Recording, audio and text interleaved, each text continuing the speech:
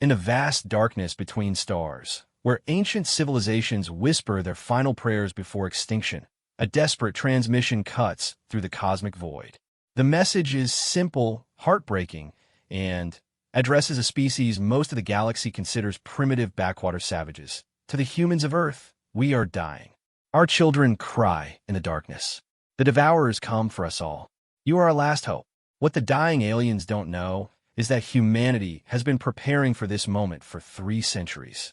What they don't understand is that Earth's children learned long ago that in a universe filled with predators, you either become the apex hunter or you become prey. The galaxy is about to discover why every death world produces one thing in abundance: survivors who refuse to go quietly into the dark. The transmission reached Earth's Deep Space Monitoring Station Omega at 1447 Universal Standard Time on a Tuesday that would forever change the galaxy's understanding of humanity. Dr. Sarah Chun was halfway through her 3rd cup of coffee when the quantum entanglement communicator began screaming alerts across every screen in the facility.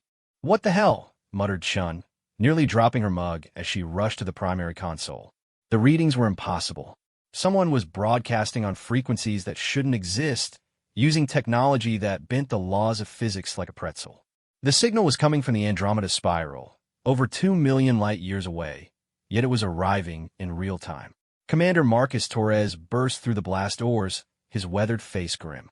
At 62, Torres had seen humanity's expansion from a single solar system to a sprawling network of colonies across the local group. He'd fought in the Proxima Wars, survived the Silicon Uprising, and helped establish the Deathworld protocol that governed Earth's military doctrine. Nothing surprised him anymore. Until today. "Talk to me, Chun.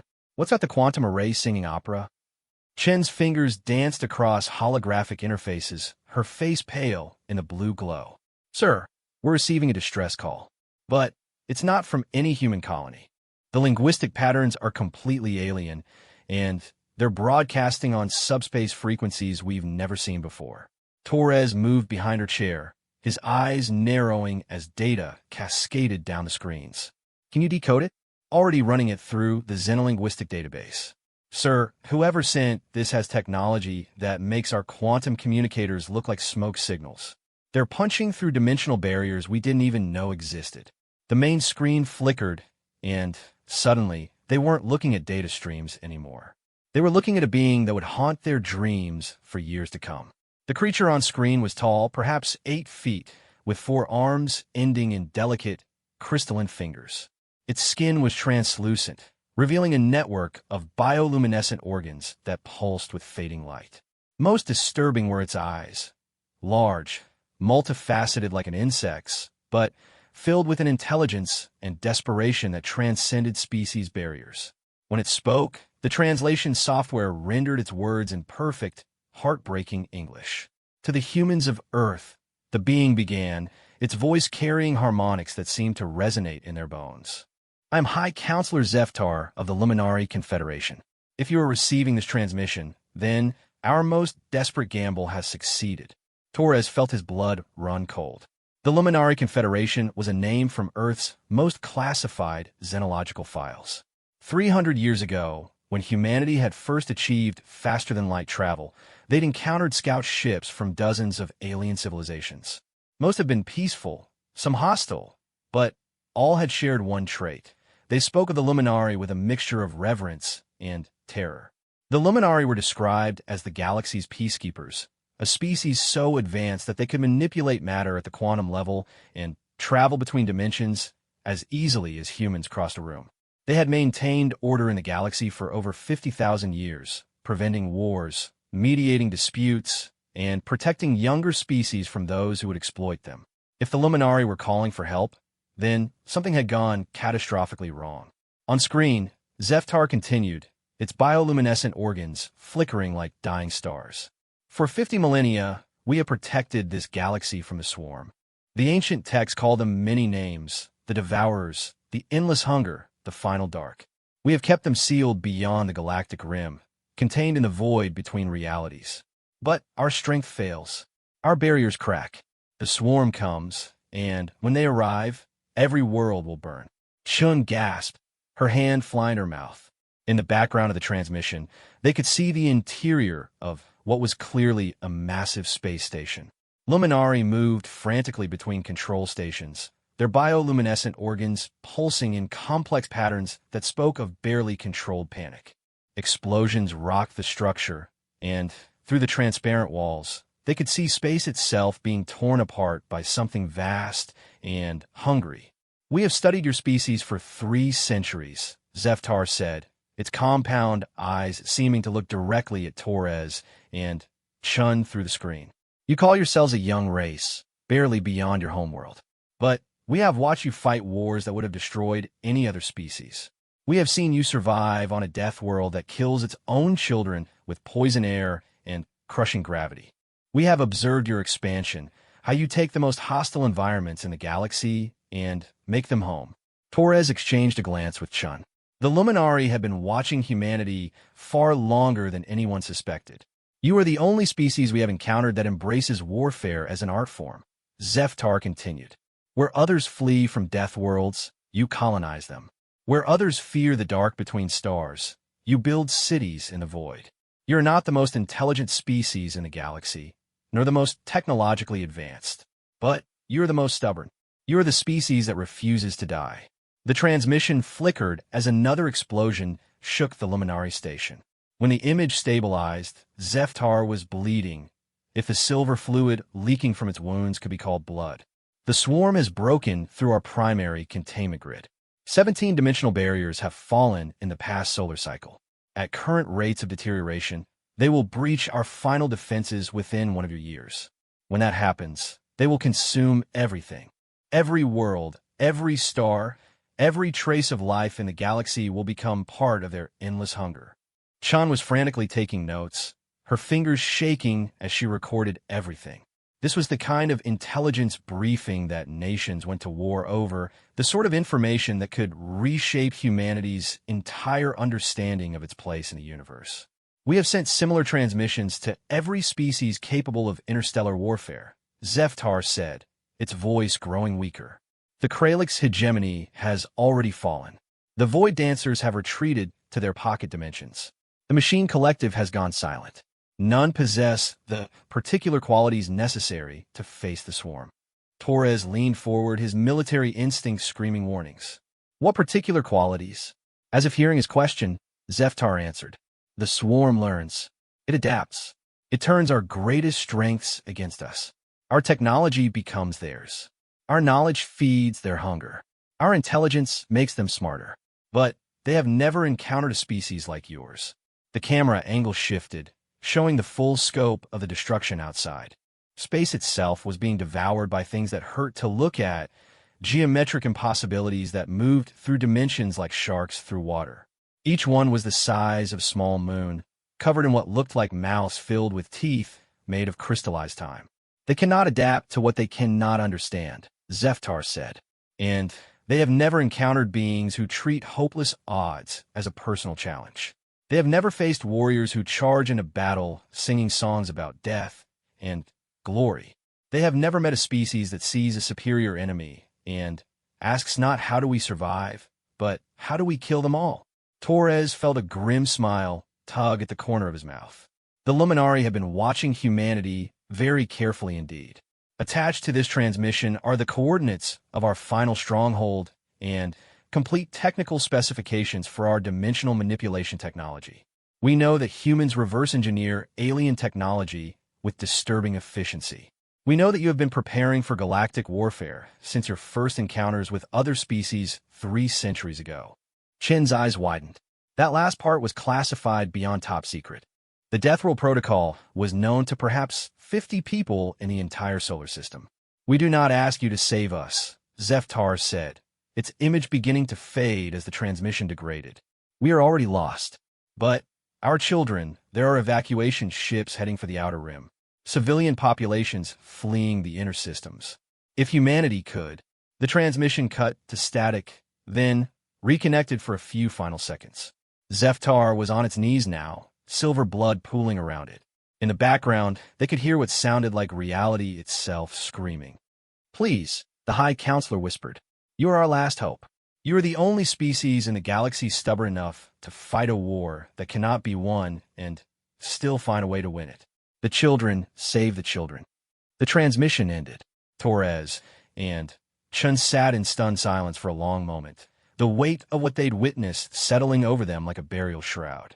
Outside the station's windows, Earth turned peacefully in the void, its blue and green surface unmarked by the cosmic horror that was apparently racing toward them.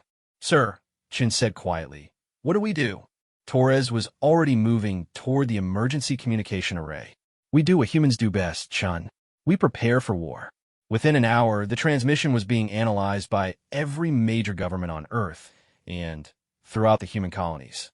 The scientific implications alone would keep researchers busy for decades. Dimensional manipulation technology, faster-than-light communication that ignored causality, evidence of a galactic civilization that had existed for 50,000 years. But it was the military implications that had every admiral and general in human space calling emergency sessions. Humanity had spent 3 centuries preparing for this moment. Not this specific scenario. Nobody could have predicted the swarm, but for the day when humanity would face an existential threat from beyond the stars. The Deathworld protocol had been designed around a simple premise. In a galaxy full of species that had evolved on paradise worlds, humanity's origin on a planet that actively tried to kill its inhabitants was not a disadvantage. It was a weapon. Earth's gravity was considered crushing by galactic standards. Its atmosphere was a corrosive mixture that most species required environmental suits to survive. Its weather patterns were violent and unpredictable. Its ecosystem was built around the concept that everything was trying to eat everything else. And humanity had not only survived on this death world, they had thrived. They had become apex predators on a planet of apex predators. They had learned to find hope in despair, to see opportunity in destruction, to charge toward death while laughing at the darkness. In the depths of the Cheyenne Mountain Complex, Fleet Admiral Elena Vasquez stood before a holographic display that showed the current deployment of humanity's military assets. At 71, she was the oldest serving officer in the Human Defense Force and one of the architects of the Deathworld Protocol. "Ladies and gentlemen," she said to the assembled commanders, her voice carrying the authority of someone who had never lost a battle. "We have 90 minutes to decide whether humanity goes to war with entities that eat galaxies for breakfast." The room fell silent except for the hum of advanced electronics and the distant rumble of the facility's fusion reactors. "The good news," Admiral Vasquez continued, "is that we've been preparing for exactly this scenario for 300 years. The bad news is that our enemy apparently makes the Luminari look like children with toys." She gestured, and the hologram shifted to show technical specifications extracted from Zeftar's transmission. Even preliminary analysis suggested technology so advanced it might as well have been magic. "But here's what the Luminari got right," Vasquez said, her eyes gleaming with something that might have been anticipation. "We don't think like other species. Where they see impossible odds, we see a challenge. Where they see certain death, we see Tuesday." A low chuckle rippled through the room. These were humanity's finest military minds, officers who had cut their teeth fighting impossible battles in the worst environments the galaxy could offer. They understood what the Admiral meant. Analysis suggests the swarm feeds on technological advancement and intelligence, Vasquez continued. The smarter their enemy, the stronger they become. The more advanced the technology, the faster they adapt. She smiled, and it was the sort of expression that had struck terror into the hearts of humanity's enemies for generations. Fortunately for us, we've never relied primarily on being smart or advanced. We've relied on being too stupid to quit and too stubborn to die. The transmission from the Luminari had included detailed star charts showing the swarm's approach vector. They were coming from outside the galaxy, moving through dimensions that intersected with normal space in specific locations. If they could be stopped at all, it would have to be at these intersection points. And humanity had ships positioned throughout the galaxy, vessels specifically designed around the Deathworld Protocol. They weren't the most advanced ships in known space. That distinction belonged to the Luminari. They weren't the most elegant or efficient. Dozens of other species had humanity beat in those categories. But they were the most dangerous ships ever built, crewed by beings who considered certain death a starting point for tactical planning. As Admiral Vasquez began outlining humanity's response to the swarm threat, a new transmission was already racing toward every human fleet in the galaxy. The message was simple, direct, and quintessentially human. All vessels, this is sole command. We have credible intelligence of an existential threat to all galactic life. Enemy forces are approximately 12 months out and considered extremely hostile. This is not a drill. Implement Deathworld Protocol Omega. Show them why Earth is classified as a Class 12 hazard world. The message included everything: Zeftar's transmission, tactical analysis, and orders that would have been considered insane by any other species in the galaxy. Humanity was going to war against entities that devour galaxies, and they were going to do it the only way they knew how, by charging directly into the teeth of impossible odds while singing songs about death and glory. The galaxy was about to learn why evolution had produced only one species crazy enough to strap themselves to controlled explosions and ride them into the void between stars. The Deathworlder fleet was coming. Captain Jake Morrison felt the familiar weight of acceleration press him into his command chair as the HDFS Indomitable dropped out of hyperspace at the edge of the Kepler 442 system. Around him, the bridge crew worked with practiced efficiency, their movements economical and precise despite the crushing gravity that would have incapacitated most alien species. Report. Morrison ordered, his voice steady despite the fact that they had just received orders to engage an enemy that supposedly ate galaxies for breakfast. Hyperspace exit successful, Captain, reported Lieutenant Commander Sarah Kim from the navigation station. All systems nominal. The fleet is forming up according to Protocol Omega specifications. Morrison nodded and activated the tactical display. What he saw would have given most alien commanders nightmares. 200 ships hung in the void around them, each one a testament to humanity's unique approach to warfare. Where other species built elegant vessels optimized for specific roles, humanity built ships designed around a single principle. If it could kill you, it would, and if it couldn't kill you, you could modify it until it could. The Indomitable itself was a perfect example of human military philosophy. Officially classified as a heavy cruiser, it massed 8 million tons and carried enough firepower to sterilize a small planet. Its hull was composed of layered titanium-carbon composites designed to withstand direct hits from antimatter weapons. Its engines could accelerate the ship at forces that would turn most aliens into paste.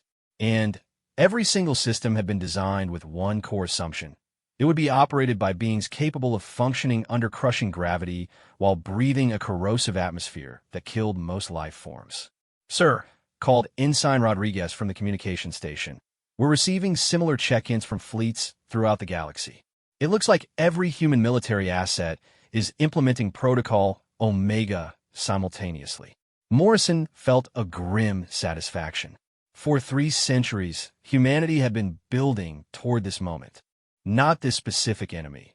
The swarm was beyond anything they had imagined, but the day when humanity would face an existential threat that required every single ship, every weapon, every tactical advantage they had spent generations developing. The Deathworld Protocol had been born from a simple observation. Humanity was the only known species that had evolved on a planet actively hostile to life. Where other species had developed on worlds with stable climates, breathable atmospheres, and manageable gravity, Earth had forged its children in a crucible of volcanic eruptions, ice ages, asteroid impacts, and atmospheric changes that would have driven any sane species to extinction. Instead, humanity had adapted. They had learned to see disaster as opportunity, to find hope in hopelessness, to charge toward certain death while laughing at the universe's attempts to kill them. "Captain," Lieutenant Commander Kim said, her voice tight with concentration, "I'm detecting massive spatial distortions approximately 50 light-years spinward. They match the dimensional intersection signatures from the Luminari transmission." Morrison studied the readings, his enhanced neural implants processing tactical data faster than baseline human cognition could manage. Like every human military officer, he had been augmented not with alien technology, but with improvements developed from studying Earth's own extreme life forms. His reflexes were based on analysis of hunting spiders. His pattern recognition drew from predatory bird neural structures. His endurance came from studying the cardiac systems of deep-sea creatures that hunted in the abyssal depths. Time to intersection. At current rate of approach, the distortions will reach this system in 14 hours, 18 minutes. Morrison activated the fleet communication channel. All vessels, this is Indomitable Actual. We have confirmed contact with the dimensional anomalies described in the Luminari transmission. This is not a drill. All ships implement combat protocols and prepare for engagement with unknown hostiles. The response was immediate. Across the fleet, ships that had been moving in standard formation suddenly dispersed into combat patterns that would have baffled any alien observer. Where other species favored organized battle lines and coordinated maneuvers, humanity had developed tactics based on the hunting patterns of pack predators. Each ship became an independent hunting unit, capable of operating alone, but coordinated with the pack through constant communication and shared tactical awareness.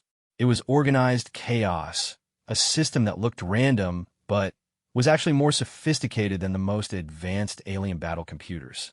"Sir," Ensign Rodriguez said, "we're receiving a priority transmission from Admiral Chun aboard the Yamamoto." Morrison nodded. Admiral Rebecca Chun was the tactical commander for this sector and one of the few people alive who had been present during the development of the original Deathworld protocol. If anyone could figure out how to fight entities that devour galaxies, it would be her. The Admiral's image appeared on the main screen, her weathered face grim but determined. At 83, Chun was old, even by the standards of human life extension technology, but her eyes still held the fire that had made her a legend during the vegan campaign. "All vessels, this is Admiral Chun. I know what you're thinking, because I'm thinking the same thing. We're about to go up against something that makes the worst nightmares of every species in the galaxy look like bedtime stories. Something that feeds on advanced technology and intelligence that grows stronger the smarter its enemies are." She paused, her expression shifting into something that looked almost like anticipation. "But here's what that thing doesn't know about humans. We're not smart because we have to be. We're smart because we're too stubborn to admit when we're outmatched. We don't use advanced technology because it's elegant. We use it because we can turn anything into a weapon if we're desperate enough." Morrison felt the familiar surge of adrenaline that came before every battle. It was the same feeling his ancestors had experienced before hunting mammoths with sharpened sticks, the same rush that had driven them to cross oceans in wooden boats and fly to the moon strapped to controlled explosions. "The enemy feeds on intelligence and technology," Admiral Chun continued. "So we're going to give them something they've never encountered before. We're going to show them what happens when you corner the only species in the galaxy stupid enough to punch entropy in the face and demand a rematch." The tactical display updated to show the approaching dimensional distortions. They were massive, larger than gas giants, moving through space like living wounds in reality itself. As Morrison watched, space around them began to ripple and tear, revealing glimpses of something beyond that hurt to look at directly. "All ships, prepare for contact," Admiral Chun ordered. "Remember your training. Remember your species. Remember that every human who ever lived fought impossible odds just to survive another day on a world that was trying to kill them." Morrison began issuing orders to his crew, feeling the familiar rhythm of pre-combat preparations. Around him, humans moved with the efficient brutality of apex predators preparing for a hunt. Weapons came online with a whine of charging capacitors. Shields powered up with the distinctive hum of gravitational field generators. Engines prepared to push the ship beyond its design limits, because human engineers always built in safety margins, and human crews always exceeded them. "Sir," Lieutenant Commander Kim reported, "we're detecting multiple breach points throughout the system. Whatever's coming through, it's big." The first swarm entity emerged from a dimensional rift near the system's outer gas giant. Morrison's enhanced optics automatically filtered and processed the visual data, trying to make sense of what he was seeing. The thing was enormous, roughly the size of Earth's moon, but it moved through space with an organic fluidity that suggested it was alive. Its surface was covered in what looked like mouths, each one filled with teeth that appeared to be made of crystallized time and folded space. "Jesus Christ," whispered Rodriguez. "Belay that," Morrison snapped. "You've seen worse things than that crawling around the bottom of Earth's oceans." At least this one doesn't have poisonous tentacles. Yet, added Kim with gallows humor that would have been incomprehensible to most alien species. The swarm entity oriented toward their fleet with disturbing intelligence. And, suddenly, Morrison understood why the Luminari had been so desperate. The thing wasn't just a mindless devourer. It was studying them, analyzing their formations, learning their capabilities, which was exactly what they had hoped it would do. All ships, Morrison broadcast, initiate Deathworld Protocol Sigma. Show them what they're dealing with. Across the fleet, human ships began implementing tactics that were considered war crimes by 17 different galactic conventions. Weapons designed to cause maximum psychological damage activated alongside systems that violated the basic principles of civilized warfare. Humanity had never signed those conventions. The first salvo was pure human engineering at its finest. Antimatter torpedoes bracketed the swarm entity, while gravity bombs began tearing space-time apart around it. Nuclear mines created miniature suns throughout the combat zone. And, in the middle of it all, human ships charged directly toward an enemy that outmassed them by several orders of magnitude. The entity adapted with terrifying speed. Its surface began reshaping itself to deflect the incoming fire. Portions of its mass split off to intercept the torpedoes. It was learning, evolving, becoming more effective with each passing second. Which was when Morrison smiled. "Fire the special package," he ordered. From the Indomitable's ventral bay, something that looked like a standard torpedo launched toward the swarm entity.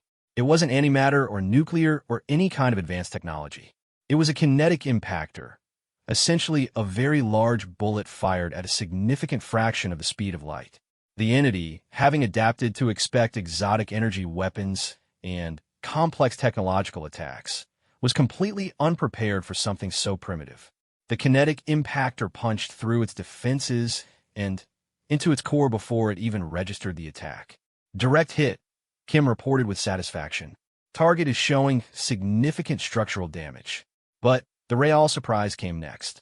As the entity tried to analyze what had hit it, tried to adapt its defenses against kinetic weapons, it discovered something that made it pause in what might have been confusion. The kinetic impactor was solid tungsten. Nothing more, nothing less. No exotic materials, no advanced technology, no intelligence for it to feed on. Just a very dense piece of metal moving very fast.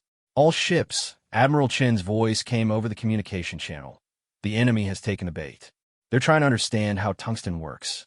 While they're distracted, implement Phase 2. Phase 2 was pure human insanity. Instead of falling back or attempting to establish a defensive perimeter, the entire fleet charged directly at the swarm entity. Not in a coordinated attack pattern, not with sophisticated tactics, but in what could only be described as a mob assault. Each ship engaged independently, using weapons and tactics that ranged from cutting-edge technology to approaches that predated spaceflight.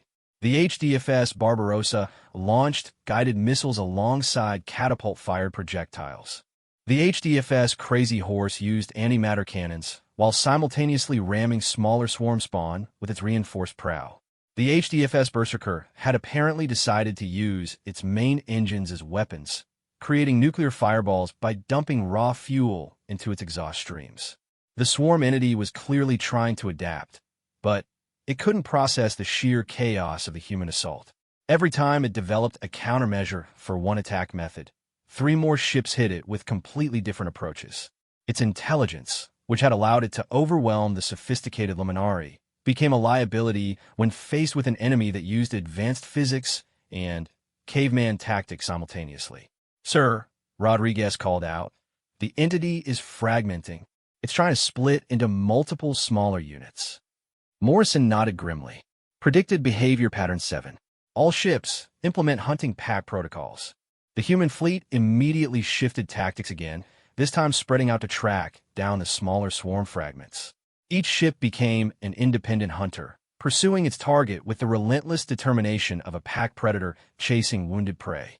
The smaller swarm entities were faster and more maneuverable than their parent, but they had inherited its fundamental weakness. They were trying to fight an enemy that refused to behave logically.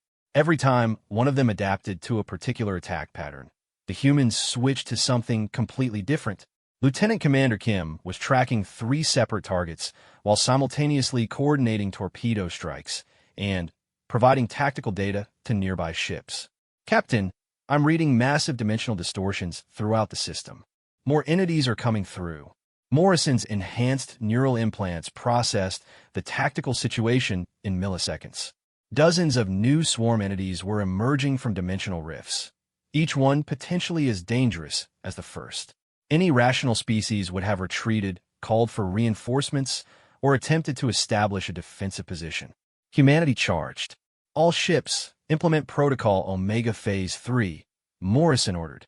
Time to show them what Deathworlders do when the odds get interesting. What followed would be studied by military historians for generations. 200 human ships engaged over 50 swarm entities in a battle that violated every known principle of space combat. Ships that should have been destroyed by single hits from the swarm's exotic weapons kept fighting after suffering damage that would have crippled any other vessel. Crews that should have been incapacitated by the gravitational stresses of combat continued to function at peak efficiency despite acceleration forces that would have killed most alien species. The secret was the same thing that had allowed humans to survive and thrive on Earth for millions of years: adaptability, stubbornness, and an absolute refusal to accept that anything was impossible. When the HDFS Tenacious lost its main weapons, the crew rigged the ship's waste disposal system to fire garbage at near-relativistic speeds. When the HDFS Relentless suffered reactor damage, they used the containment breach as a weapon by ramming it into a swarm entity and detonating the entire power core. But perhaps the most human moment came when the HDFS Defiant, having exhausted all conventional weapons and suffered catastrophic damage to most systems, broadcasted a message to the swarm entities. This is Captain Sarah Martinez of the Human Defense Force. Our weapons are gone, our shields are down, and our life support is failing. We're going to ram you now. Please prepare to die. And they did. The Defiant, accelerating on backup engines and held together by emergency force fields and sheer bloody-mindedness, crashed into a swarm entity at 20% the speed of light. The resulting explosion was visible from 3 star systems away. As the battle raged on, something unprecedented began to happen. The swarm entities, which had overwhelmed every other species by adapting to their tactics and feeding on their intelligence, began to make mistakes. They started hesitating, showing behavior patterns that could only be described as confusion. The problem was simple. They couldn't adapt to an enemy that didn't follow patterns. Every time they analyzed human tactics and developed countermeasures, the humans switched to something completely different. Advanced technology, primitive weapons, sophisticated strategies, mindless aggression, often all used by the same ship in the same engagement. Admiral Morrison reported to Chun as the Indomitable pursued a swarm fragment through an asteroid field. The entities are showing signs of what I can only describe as tactical paralysis. They're trying to process too many different threat vectors simultaneously. Chin's response was pure human pragmatism. Good. Keep them confused until we figure out how to kill them permanently. The answer came from an unexpected source. As the battle reached its peak intensity, Dr. Sarah Kim, no relation to the navigation officer, aboard the science vessel HDFS Archimedes made a discovery that would change everything. All ships, Dr. Kim broadcast, I've been analyzing the swarm entity's dimensional structure. They exist primarily in folded space-time, which is why they can move between dimensions and why conventional weapons have limited effect. But they anchor themselves to normal space through quantum entanglement with their own mass. Morrison didn't pretend to understand the science, but he understood the implications. Are you saying we can sever that connection? Exactly. But it requires precise application of gravitational shear at specific quantum frequencies. We need to coordinate every gravity weapon in the fleet and fire simultaneously at exact mathematical intervals. It was the kind of precision operation that required perfect coordination, split-second timing, and absolute trust between dozens of ship crews. It was the sort of thing that most species would attempt with computer control and advanced automation. Humanity decided to do it manually. All ships, Admiral Chun ordered, prepare for coordinated gravity barrage. We're going to do this the old-fashioned way, with human reflexes and pure stubborn determination. What followed was perhaps the most impressive display of coordinated effort in human history. 200 ships, scattered across an entire star system, began firing gravity weapons in a complex pattern calculated by human mathematicians and executed by human crews operating under combat conditions that would have been lethal to most alien species. The timing had to be perfect, off by even nanoseconds, and the quantum interference patterns would collapse. The positioning had to be exact, a few kilometers off, and the gravitational shears would miss their targets. And it all had to be done while engaged in active combat with entities that were trying to kill them. It worked. The coordinated gravity barrage created a cascade effect throughout the quantum entanglement networks that anchored the swarm entities to normal space. One by one, they began to destabilize, their exotic matter structures unraveling as they lost cohesion with baseline reality. As the last swarm entity dissolved into quantum foam, a profound silence fell over the battlefield. Space was littered with debris from both human and swarm ships, but the immediate threat was over. All ships, report status, Admiral Chun ordered. The responses painted a picture of victory achieved at tremendous cost. 17 ships had been destroyed outright. Another 38 were heavily damaged. But they had done something that no other species in the galaxy had accomplished. They had faced the swarm and won. As Morrison sat in his command chair, reading damage reports and casualty lists, he felt the weight of what they had accomplished. But he also understood that this was only the beginning. "Sir," Ensign Rodriguez said quietly, "we're receiving long-range communications from other human fleets. Similar engagements are being reported throughout the galaxy. It looks like we're winning." Morrison nodded, but his expression remained grim. They had proven that the swarm could be defeated, but there were still dozens of dimensional breach points throughout the galaxy, and more entities coming through every hour. The real war was just beginning. But humanity had shown the galaxy something important. When you corner the only species crazy enough to evolve on a death world, they don't just fight back. They fight back with interest. The emergency session of the Galactic Council convened in the orbital station above Nexus Prime exactly 72 hours after humanity's first victory against the swarm. Ambassador Elena Vasquez, no relation to the fleet admiral, entered the massive circular chamber to find chaos barely contained by diplomatic protocol. Representatives from 47 species filled the terraced assembly, their various forms of agitation creating a cacophony of sounds, lights, and pheromone releases that would have overwhelmed most beings. Vasquez, enhanced with sensory filters developed from Earth's deep-sea creatures, processed it all with the calm detachment of a predator evaluating potential threats. At the center of the chamber, the holographic display showed real-time tactical data from across the galaxy. Dimensional breach points were marked in red, with human fleet positions highlighted in blue. The pattern told a story that was simultaneously encouraging and terrifying. Humanity was winning individual battles, but the swarm kept opening new breaches faster than they could be closed. "The humans have lost their minds," screeched Ambassador Kethvar of the Altarian Collective, his crystalline carapace flashing angry orange patterns. "They are engaging entities that destroyed the Luminari. They should be evacuating, not attacking." Vasquez took her position at the podium reserved for humanity, noting how the other ambassadors unconsciously shifted away from her. Even after 3 centuries of diplomatic contact, most species still found humans deeply unsettling. They were too aggressive, too adaptable, too willing to charge into situations that any rational being would flee from. Today, Vasquez thought with grim satisfaction that reputation was about to pay dividends. "Ambassador Kethvar raises valid concerns," she said, her voice carrying clearly through the chamber's translation systems. "Humanity's approach to the swarm threat does indeed appear illogical by conventional standards." Murmurs of agreement rippled through the assembly. The Altarians had been humanity's most vocal critics since first contact, consistently arguing that humans were too primitive and violent to be trusted with advanced technology. However, Vasquez continued, conventional standards have proven inadequate against this threat. The Luminari followed conventional tactical doctrine and were overwhelmed.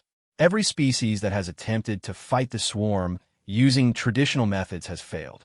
She activated her personal holographic display, showing footage from the Battle of Kepler 442.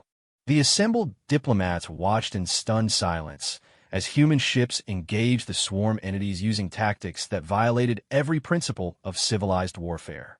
Ambassador Deleth of the Symphonic Collective, whose species communicated through complex harmonic frequencies, produced a sound that translated as profound disturbance. Your species appears to be using weapons banned by 17 different treaties. We never signed those treaties, Vasquez replied calmly. Humanity has always reserved the right to use any means necessary to defend itself and its allies. The truth was more complex than she could explain in a diplomatic setting. The Deathworld Protocol had been developed specifically because humanity's military theorists had recognized that galactic civilization operated under assumptions that didn't apply to Earth's children. Other species had evolved on worlds that encouraged cooperation, peaceful resolution of conflicts, and respect for environmental limits. Earth had taught humanity that cooperation was earned through strength, that peace required constant vigilance, and that environmental limits existed to be transcended through will and ingenuity. The important question, Vasquez said, displaying new tactical data, is not whether our methods are conventional, but whether they are effective. In the past 72 hours, human fleets have engaged swarm entities at 14 different breach points. We have achieved tactical victory in every engagement. The chamber erupted into chaos. Representatives from dozens of species began speaking simultaneously, their various forms of excitement and disbelief creating a sensory storm that would have incapacitated most baseline humans. Ambassador Zethmar of the Ethereal Conclave, a being of pure energy contained in a crystalline matrix, somehow managed to make their voice heard above the din. You claim to have defeated entities that consumed the Luminari in direct combat. Not just defeated, Vasquez said, her expression grim. Annihilated. The swarm entities we've encountered have been completely destroyed, their quantum signatures disrupted beyond any possibility of regeneration. She had their attention now. The chamber fell silent as she uploaded the technical analysis performed by human scientists on swarm remains. Our xenobiologists have determined that the swarm entities are indeed capable of adaptation and learning, as the Luminari described. However, they require predictable patterns to analyze. When faced with an enemy that uses advanced technology alongside primitive weapons, sophisticated strategy combined with apparent randomness, they experience what our behavioral specialists describe as analysis paralysis. Ambassador Mordeth of the Void Stalkers, a species known for their own aggressive tendencies, leaned forward with interest. You're suggesting that the key to victory against the swarm is unpredictability? More than that, Vasquez replied. We believe the key is fighting a kind of war that the swarm has never encountered before. A war fought by a species that evolved not to optimize solutions, but to survive impossible situations through sheer bloody-minded determination. She activated another display, this one showing the broader strategic situation. However, humanity cannot win this war alone. We lack the industrial capacity to build ships fast enough to cover every breach point. We lack the scientific knowledge to predict where new breaches will appear. And we lack the galactic intelligence network necessary to coordinate a galaxy-wide defense. The chamber stirred with interest. Vasquez had their attention, but now came the difficult part. Humanity proposes the formation of an emergency military alliance, she said. We will provide tactical doctrine and serve as frontline combat forces. In exchange, we need industrial support, scientific resources, and intelligence coordination from every species capable of contributing. Ambassador Kethvar's carapace flashed an angry red. You expect us to support human military operations? To provide resources for weapons that violate basic principles of civilized warfare? Vasquez turned to face the Altarian directly, her expression cold as the void between stars. Ambassador, the swarm is approximately 9 months from reaching the core systems. When they arrive, they will not be concerned with your principles of civilized warfare. They will simply consume everything you have ever built, everyone you have ever loved, and every idea your species has ever conceived. The blunt statement hit the assembly like a physical blow. For most galactic species, the concept of total extinction was literally unthinkable. Their evolutionary psychology was built around survival through adaptation and cooperation, not the desperate struggle against impossible odds that had forged humanity. The choice is simple, Vasquez continued. You can maintain your principles while you die, or you can help us do the dirty work necessary to ensure that your children have a future to inherit. Ambassador Deletha's harmonic frequency shifted to what the translation systems rendered as thoughtful consideration. What exactly are you proposing? Vasquez activated the final display, showing a comprehensive strategic plan that had been developed by the combined minds of humanity's finest military theorists and enhanced AI systems. Operation Deathworld, she said. Coordinated defense utilizing the industrial capacity of every major galactic civilization, the scientific knowledge of the most advanced species, and the tactical doctrine of the only species that has successfully engaged the swarm in direct combat and survived. The plan was audacious in scope. It called for the construction of massive mobile shipyards that could travel to breach points and deploy fleets of human-designed warships. It required the establishment of quantum communication networks that could coordinate operations across galactic distances. And it demanded the complete militarization of dozens of previously peaceful civilizations. The human tactical doctrine will be distributed to all allied forces, Vasquez explained. However, we strongly recommend that non-human crews receive extensive psychological preparation. Our methods of warfare tend to be disturbing to species that evolved on stable worlds. Ambassador Zethmar's energy matrix flickered with what might have been amusement. Are you warning us that human tactics are too violent for other species? I'm warning you that human tactics are too insane for other species, Vasquez replied with brutal honesty. We fight wars the way we evolved, by refusing to accept that anything is truly impossible and by treating certain death as a starting point for tactical planning. To demonstrate her point, she showed them footage from the Battle of Wolf 359, where a single human destroyer had engaged 3 swarm entities simultaneously. The ship had been completely outgunned and outnumbered, with no possibility of victory through conventional means. So the crew had rigged their entire ship as a kinetic weapon, accelerated to ramming speed, and broadcast a message to the swarm entities that roughly translated as, "Come at us, you tentacled bastards." The resulting collision had destroyed all 4 vessels, but the explosion had created a gravitational anomaly that prevented the swarm from opening additional breaches in that sector for several weeks. This is what we mean by human tactical doctrine, Vasquez said as the assembly watched the footage in stunned silence. When faced with impossible odds, we don't retreat. We don't surrender. We find a way to take the enemy with us. The chamber remained silent for a long moment. Then, unexpectedly, Ambassador Mordeth began what could only be described as applause, a rhythmic thrumming that resonated through the Void Stalker's exoskeleton. Your species fights like the ancient legends of our people, the Void Stalker said with unmistakable respect. Warriors who faced the Great Dark and chose to battle rather than hide. Other ambassadors began joining in, their various forms of approval creating a symphony of support that built throughout the chamber. Not universal support. Several species remained skeptical or horrified, but enough to proceed.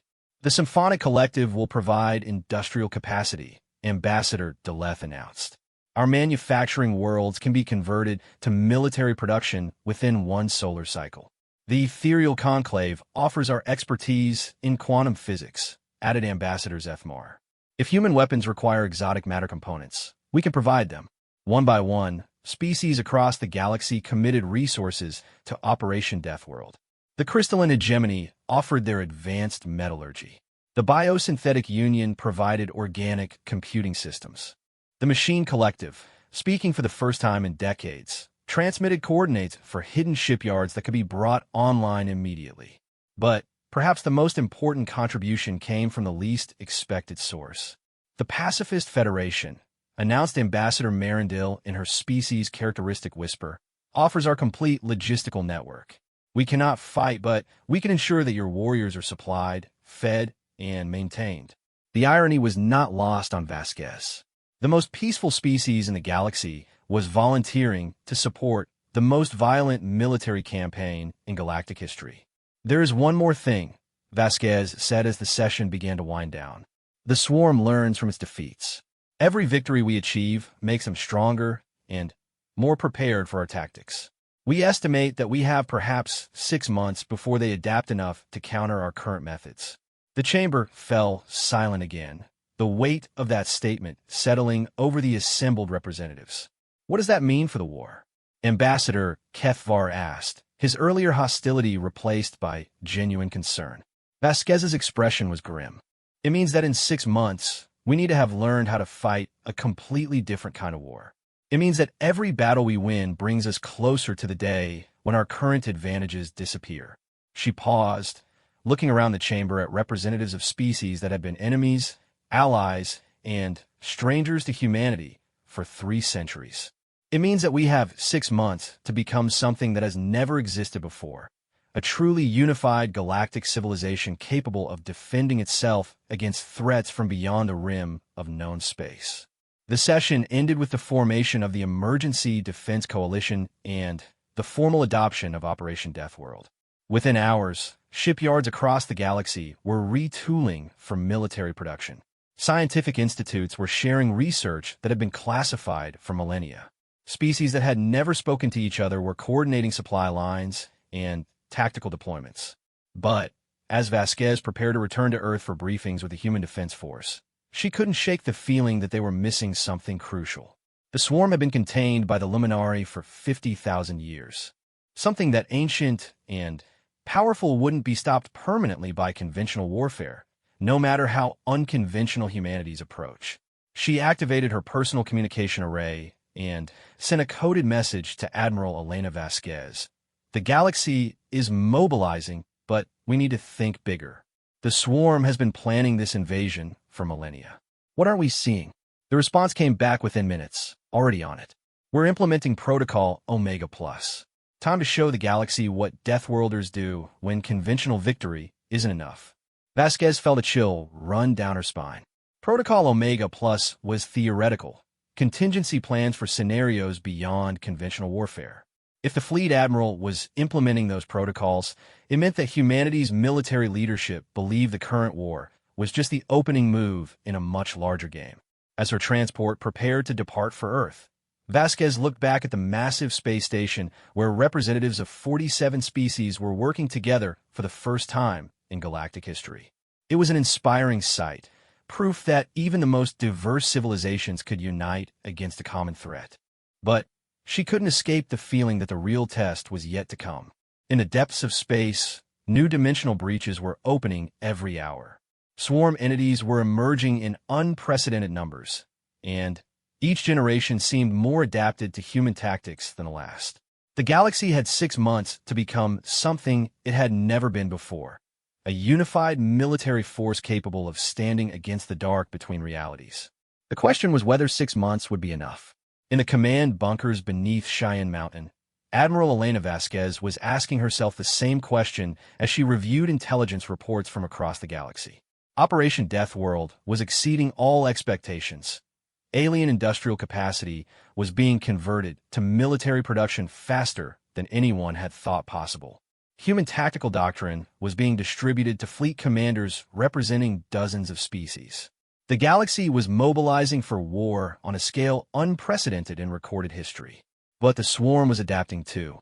Each engagement showed them learning new countermeasures, developing new tactics, becoming more effective against human unpredictability. "Admiral," her aide reported, "we're receiving priority communications from the deep space monitoring stations. The dimensional breach activity is accelerating. They're opening new rifts every 6 hours now." Vasquez nodded grimly. "Implementation timeline for Protocol Omega Plus? Theoretical studies suggest 18 months minimum, ma'am. We don't have 18 months. We might not have 18 weeks." She activated the holographic display showing the current strategic situation. "Put me through to the Prometheus project. It's time to see if our Deathworld advantages extend beyond conventional warfare." The Prometheus project was humanity's deepest secret. Research into technologies that went beyond engineering into areas that most galactic civilizations considered impossible or forbidden. If the swarm was going to adapt to everything the galaxy could throw at them, Then, the galaxy needed to become something the swarm couldn't adapt to. It was time to find out if Earth's children could evolve faster than entities that had existed since before the galaxy formed. The real war was about to begin. Dr. Marcus Chun stood in the center of the most classified laboratory in human space, surrounded by technology that officially didn't exist. The Prometheus facility hung in the void between Jupiter and Saturn, its location known only to a handful of individuals with security clearances that went beyond top secret into categories that had no names. Around him, the greatest minds humanity had ever produced worked frantically on projects that would have been considered impossible by any other species. Not because the technology was beyond them, but because it required a fundamental approach to reality that only a species raised on a death world could contemplate. Dr. Chun called Dr. Sarah Martinez from across the laboratory. The dimensional resonance chambers are ready for the first test. Chun nodded, his enhanced nervous system processing the implications of what they were about to attempt. The Prometheus project had been humanity's ultimate contingency plan since first contact with alien civilizations, a collection of theoretical research programs designed to push the boundaries of what was possible when conventional advantage wasn't enough. Now, faced with an enemy that adapted to every known form of warfare, they were about to discover if those theories could become reality. All stations report ready, announced Dr. Lisa Thompson from the Control Center.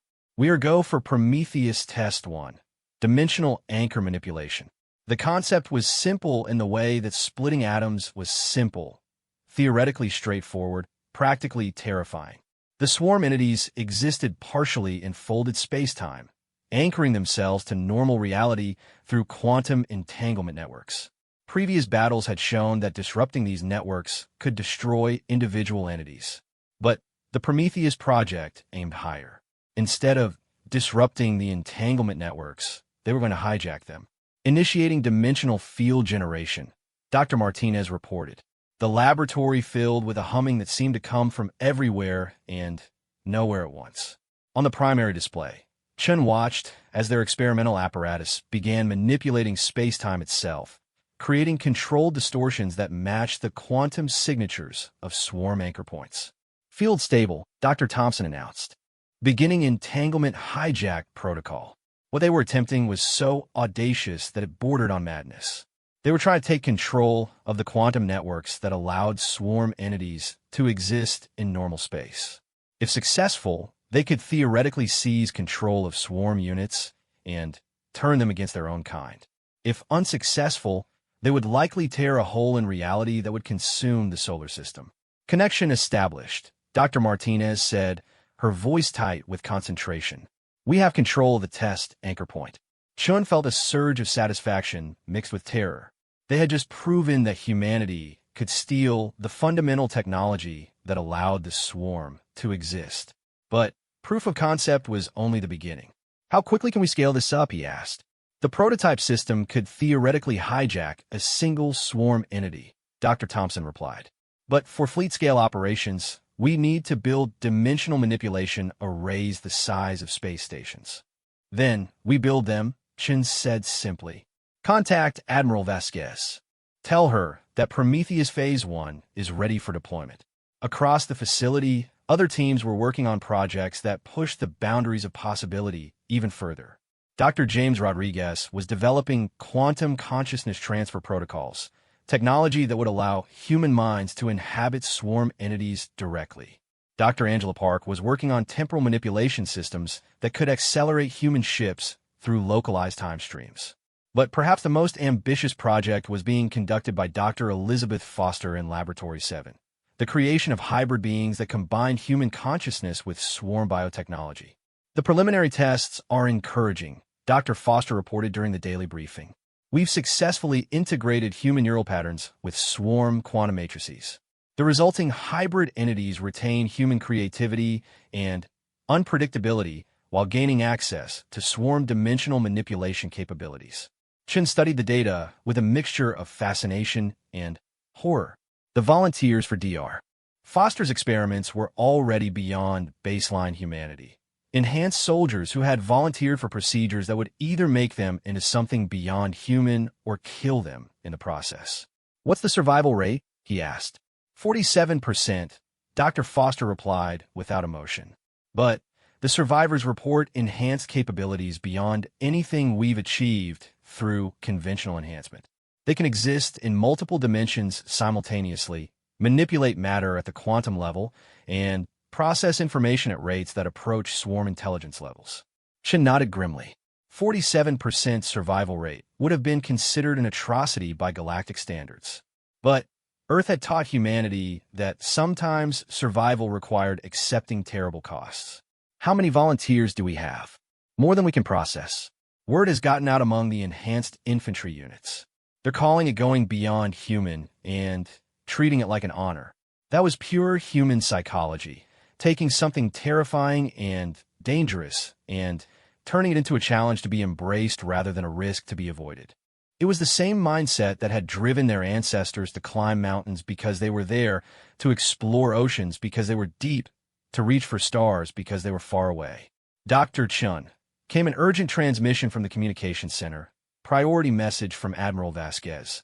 The swarm has adapted faster than predicted. They're requesting immediate deployment of all Prometheus assets. Chun activated the main display, showing real-time tactical data from across the galaxy. The news was sobering. Human fleets were still winning individual battles, but the swarm entities were learning with each engagement. The latest reports showed swarm units using tactics that directly countered human unpredictability protocols. They've learned to be unpredictable themselves, he said to the assembled research teams.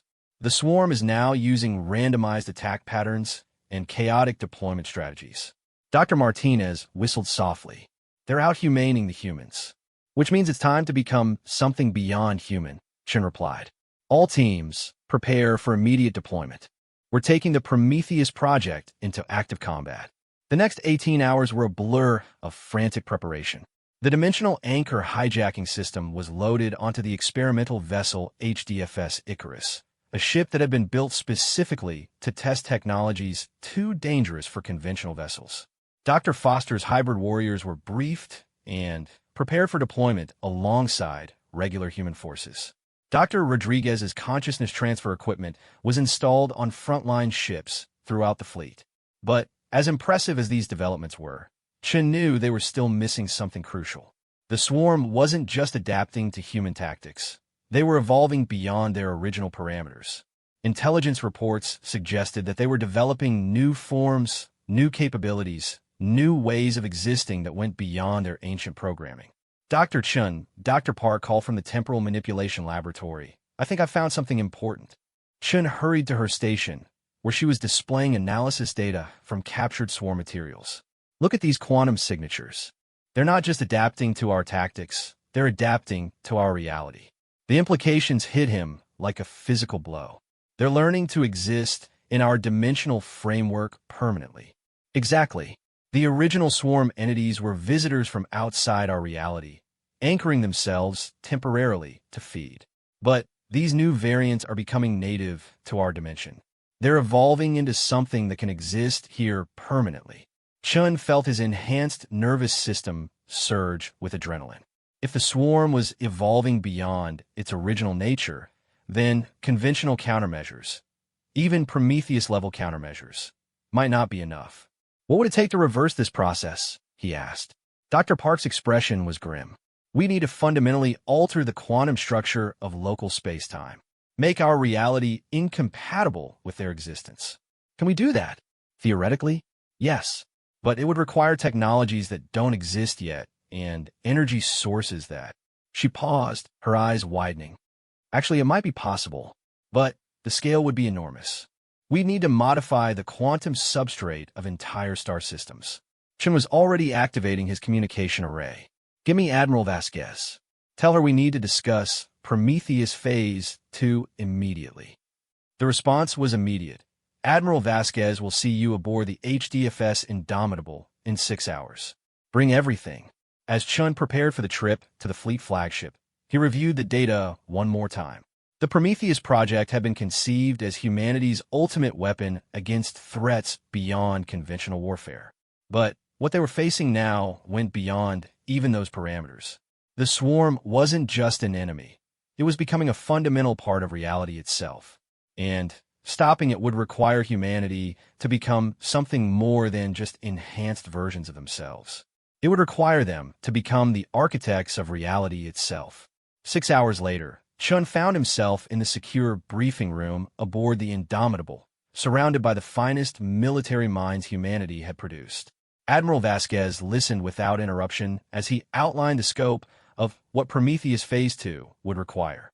"You're talking about rewriting the laws of physics," she said when he finished. "On a localized scale, yes. We need to create quantum exclusion zones that make it impossible for swarm entities to exist in normal space-time." "How localized?" "Initially, a single star system.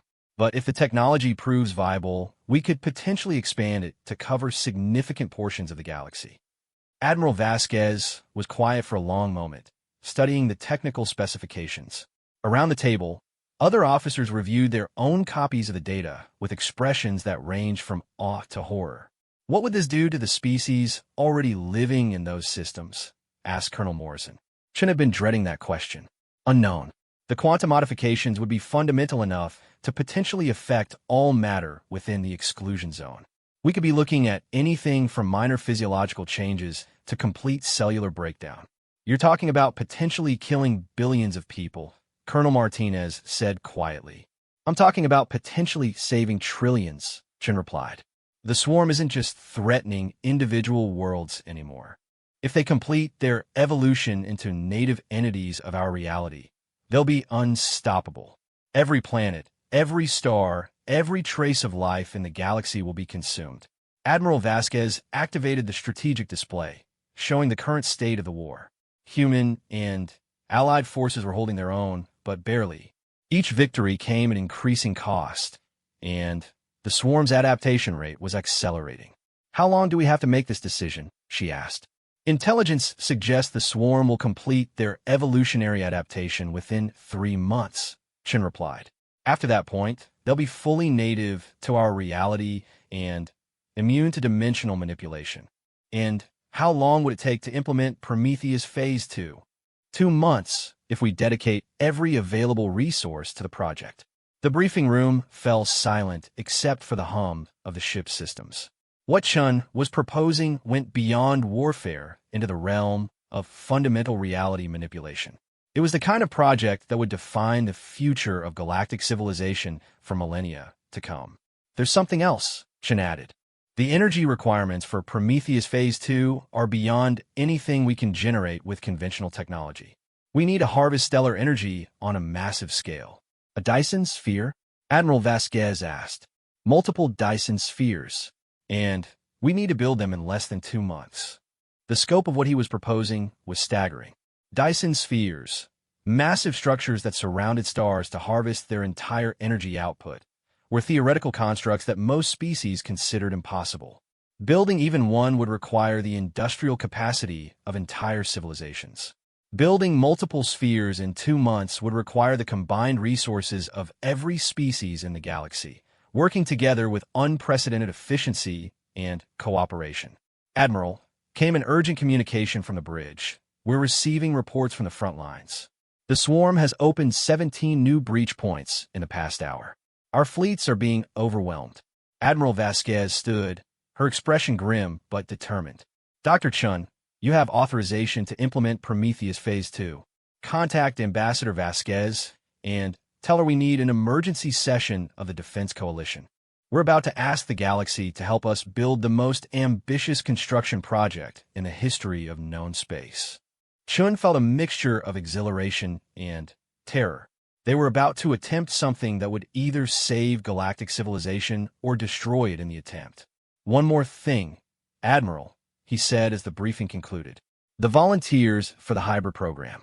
Dr. Foster believes they might be essential for Prometheus Phase 2. Operating technology this advanced might require minds that can exist in multiple dimensions simultaneously." Admiral Vasquez nodded. "How many hybrids do we have?" 47 successful conversions, with more completing the process every day. "It won't be enough. We'll need hundreds, maybe thousands." She activated her communication array. "All ships, this is Admiral Vasquez. I'm authorizing mass recruitment for the Prometheus Enhancement Program. Volunteers only, but make sure they understand what we're facing. The response was immediate and overwhelming. Within hours, enhancement facilities across the human fleet were processing volunteers at rates that would have been impossible for any other species. Human soldiers, engineers, and scientists were volunteering for procedures that would fundamentally alter their existence, turning them into hybrid beings that were part human, part something beyond baseline biology. It was pure human psychology. When faced with impossible odds, they didn't retreat. They evolved. The Prometheus Project was about to discover if humanity could evolve fast enough to save the galaxy from an enemy that was becoming part of reality itself. As Chun prepared to return to the laboratory, he looked out at the stars visible through the ship's observation ports. Somewhere out there, the swarm was continuing its relentless advance, adapting and evolving with each passing hour. But humanity was evolving too, and soon, the galaxy would discover which force was more adaptable. Ancient entities that had existed since before stars formed were the children of a death world who treated impossibility as just another problem to be solved. The real test was about to begin. The Forge of Eternity hung, suspended within the corona of the star Rigel, its massive structure drinking the energy of a blue supergiant while simultaneously reshaping the fundamental nature of local space-time. Dr. Marcus Chun, now more machine than man after his own voluntary enhancement process, stood in the control center watching readings that would have been incomprehensible to baseline humanity. Around him, beings that had once been human worked with casual efficiency in environments that would have instantly killed their former selves. The Prometheus enhancement program had succeeded beyond all projections, creating thousands of hybrid entities capable of existing simultaneously in multiple dimensions while retaining the essential spark of human creativity and stubbornness that made them effective against swarm adaptation protocols. Dr. Chun, reported Commander Sarah Martinez, her crystalline-enhanced voice carrying harmonics that existed in folded space. The quantum exclusion field generators are operating at 97% efficiency. We're ready to begin the final phase. Chun studied the holographic displays that showed the current state of the war. Across the galaxy, 7 Dyson spheres had been constructed in record time through the combined industrial might of 47 civilizations. Each one harvested the entire energy output of a star, channeling that power through dimensional conduits to massive reality modification arrays.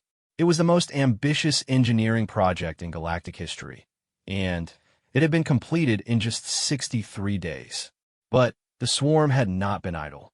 Intelligence reports showed they had completed their evolutionary adaptation 3 days ahead of schedule. The entities attacking human positions were no longer visitors from outside reality. They were native to local space-time, immune to dimensional manipulation, and growing stronger with each passing hour. Status on the hybrid warrior deployment. Chun asked.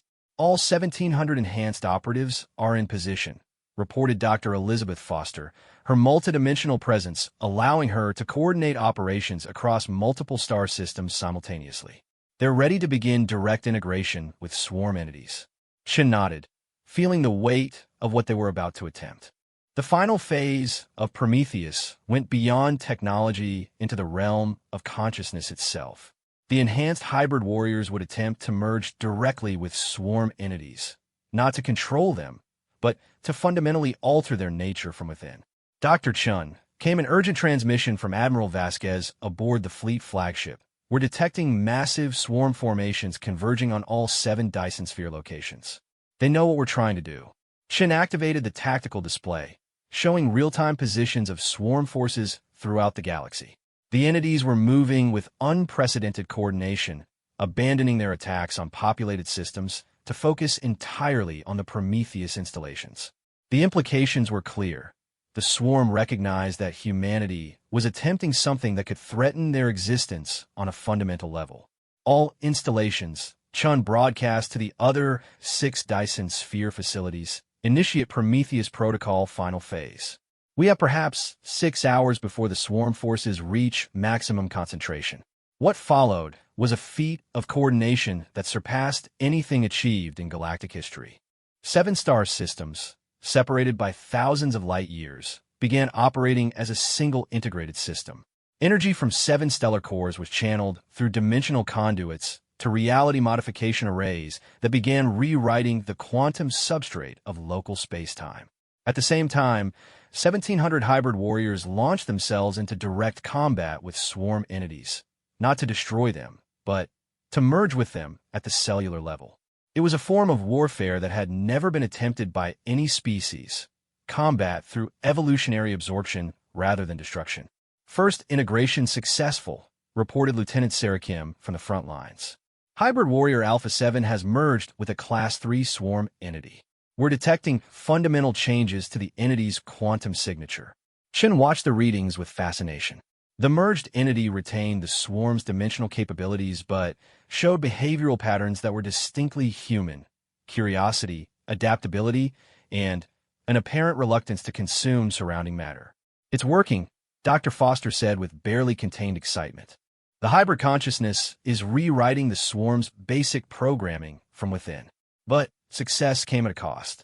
Each integration attempt required tremendous energy expenditure, and not all of them were successful. Chun watched as the casualty reports began coming in. Hybrid warriors whose consciousness was consumed by swarm entities, others who lost coherence during the merger process, some who simply disappeared from all sensor readings. Casualty rate is approaching 30%, Dr. Martinez reported. But the successful integrations are having exponential effects. Each converted entity is influencing others through quantum entanglement networks. Chun felt a surge of hope. The swarm's greatest strength, their interconnected consciousness, was becoming their greatest weakness. Each successful hybrid integration created a node of human influence within their collective mind. Dr. Chun, Admiral Vasquez's voice carried urgent concern. Massive swarm formations are entering attack range of the Dyson Sphere installations. Our defensive fleets are engaged, but we're outnumbered 50-1. Chen activated the installation's defensive protocols. Around the Forge of Eternity, space filled with human warships implementing tactics that had evolved far beyond the original Deathworld protocol. Ships designed by hybrid consciousness moved through dimensions like living things, striking swarm entities from directions that didn't exist in normal space-time. But for every swarm entity destroyed, 3 more emerged from dimensional rifts. The entities had learned to create breaches faster than they could be closed, pouring endless reinforcements into battle zones across the galaxy. Dr. Chun, Dr. Park called from the temper manipulation station. "I'm detecting something unusual in the quantum exclusion field data. The reality modifications are creating resonance patterns I've never seen before." Chun studied the readings, his enhanced consciousness processing information at rates that approached swarm intelligence levels. What he saw defied everything they understood about quantum mechanics. "The exclusion fields are interacting with swarm quantum signatures," he said with growing excitement. "They're not just preventing swarm entities from existing in normal space. They're fundamentally altering what normal space means." Dr. Park's expression shifted to one of awe and terror. "Sir, if these resonance patterns continue to amplify, we won't just be modifying local reality. We'll be creating entirely new physical laws."